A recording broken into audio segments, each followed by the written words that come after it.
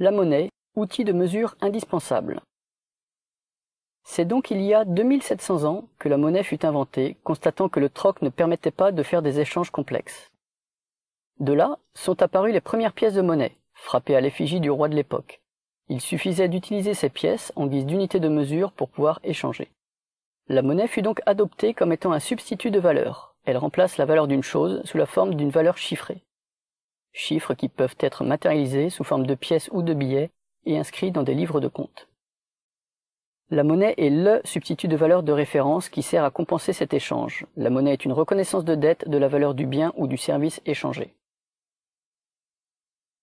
Le substitut de valeur.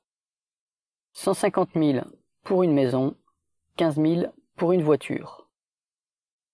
Le fait de croire que les chiffres ont une valeur réelle résulte uniquement d'une illusion, d'une croyance. D'ailleurs, le mot crédit vient de credere qui signifie croire. Toutes les monnaies sont en réalité basées uniquement sur la confiance. On parle de monnaie fiduciaire, de fiducia qui signifie confiance. Exemple. Paul souhaite acheter quelque chose à Pierre. Lorsque l'échange a lieu, Paul a une dette envers Pierre équivalente à la valeur du bien que Pierre n'a plus et que Paul a obtenu. La monnaie versée par Paul à Pierre est une dette. La monnaie sert de substitut de valeur. Important.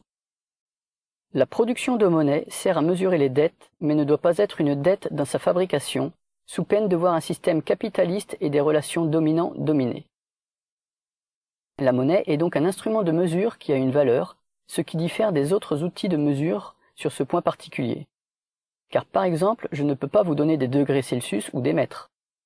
On peut augmenter la température dans une pièce, mais c'est inutile de s'échanger des degrés. La particularité de la monnaie, c'est qu'elle sert de substitut de valeur et de moyen d'échange.